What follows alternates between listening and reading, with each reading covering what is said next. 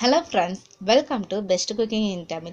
இன்னைக்கு நான் என் மாமியார் சொல்லி கொடுத்த ஒரு அருமையான ஸ்நாக்ஸ் ரெசிபி தான் இன்னைக்கு நான் உங்களுக்கு செஞ்சு காமிக்க போறேங்க. ரொம்பவும் டேஸ்டியாகவும் ரொம்பவும் சூப்பராகவும் இருக்கும். கண்டிப்பாக ட்ரை பண்ணி பாருங்க. வாங்க இது எப்படி செய்யலாங்கிறதும் பார்க்கலாம். அடுப்பு ஆன் பண்ணி ஃபர்ஸ்ட் ஒரு கடாயை வச்சுக்கோங்க. இதில் நம்ம ஒரு டம்ளர் அளவுக்கு ரவையை ஆட் பண்ணிடலாம். ஸோ ரவையை என்ன பண்ணுறீங்க, லேசாக வறுத்துக்கலாம். ஸோ ரொம்ப நம்ம வறுக்கக்கூடாது, அது கலர் மாறுற வரைக்கும் நம்ம வறுக்க வேண்டாம். ஜஸ்ட் ஒரு 2 நிமிஷம் மட்டும் லோ ஃப்ளேமில் வச்சு வறுத்து எடுத்துக்கலாம். ஸோ இப்போ அடுப்பு ஆஃப் பண்ணிவிட்டு இதை ஒரு பவுலில் கொட்டிடலாம். ஒரு பவுலில் வறுத்த ரவையை கொட்டி வச்சுட்டோம். அடுத்து என்ன பண்ணலாம், ஒரு மிக்ஸி ஜார் ஒன்று எடுத்துக்கோங்க. இப்போ இதில் நான் 2 முட்டையை உடச்சி ஊற்ற போகிறேன்.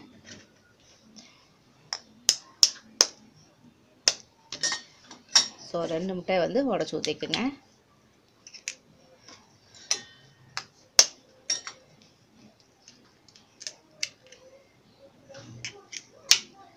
ஸோ இப்போ நம்ம இதில் என்ன ஆட் பண்ண போகிறோம்னா சுகர் ஆட் பண்ண போகிறேன்.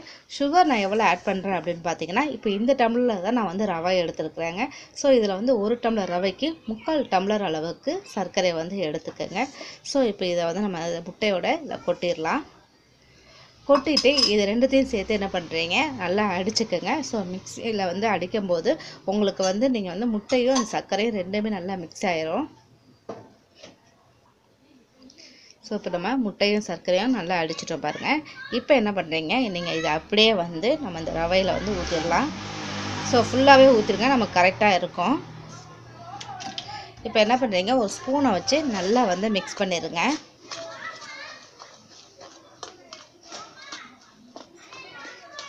ஸோ இந்த மாதிரி நம்ம மிக்ஸ் பண்ணும்போது என்ன பண்ணுறீங்க, இதில் சால்ட் நம்ம போட போகிறோம். ஸோ சால்ட் எவ்வளோ போடுறீங்கன்னா, ஒரு பிஞ்ச் அளவு கையில் இப்படி எடுத்துக்கோங்க.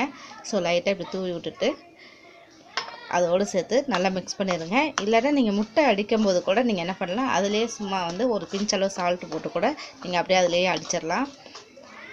ஸோ நமக்கு நீங்கள் லிக்விடாக இருக்குன்னு நினைக்காதீங்க. ஏன்னா நமக்கு ரவை நல்லா அப்சர்வ் பண்ணிடும். ஸோ நமக்கு அதனால் உங்களுக்கு நல்லா கெட்டியாக வந்துடும். ஸோ நல்லா இப்படி நல்லா கிளறிட்டு ஜஸ்ட்டு இது ஒரு 5 நிமிஷம் மட்டும் இதை என்ன பண்ணுறீங்க, அப்படியே ஒரு மூடி போட்டு அப்படியே வச்சுருங்க. அது அப்படியே கொஞ்சம் நேரம் ஊறட்டும். இப்போ நமக்கு ஒரு 5 நிமிஷம் ஆயிடுச்சுங்க. இது ஓப்பன் பண்ணிடலாம். பாருங்கள், உங்களுக்கு நல்லா கெட்டியாகிடுச்சு பார்த்தீங்களா உங்களுக்கு. ஸோ உங்களுக்கு அப்படி இருந்தும் ரொம்ப லிக்விட் ஆயிடுச்சு அப்படின்னா நீங்கள் என்ன பண்ணுறீங்க, கொஞ்சம் போல் ரவையை ஆட் பண்ணுங்கள். அப்படி இல்லாட்டினா கொஞ்சமாக என்ன பண்ணுறீங்க, இடியாப்ப மாவு கூட நீங்கள் ஆட் பண்ணால் நல்லா கெட்டியாக வந்துடும். ஸோ இப்போ நம்ம அடுப்பு ஆன் பண்ணி எண்ணெய் சட்டி வச்சுக்கோங்க. ஸோ எண்ணெய் கொஞ்சம் நல்லா காஞ்ச பிறகு மீடியம் ஃப்ளேமில் வச்சுட்டு இதை என்ன பண்ணுறீங்க, கையிலே எடுத்து சின்ன சின்ன இதாக போட்டுருங்க. ஸோ ஸ்பூனில் போடுறதோட கையில் போடுறது உங்களுக்கு ஈஸியாக இருக்கும். ஏன்னா இது நமக்கு கொஞ்சம் கெட்டியாக இருக்கனால ஸ்பூனில் எடுத்து போடுறது கொஞ்சம் அது டக்கு டக்குன்னு விழுகாது. அதனால் கையிலே எடுத்து சின்ன சின்ன உருண்டையாக போட்டுருங்க. மீடியம் ஃப்ளேம்லேயே இருக்கட்டும். இது நல்லா 2 சைடுமே உங்களுக்கு நல்ல ஒரு கோல்டன் கலர் வருங்க. ஸோ அது மாதிரி வந்த பிறகு நம்ம எடுத்துடலாம்.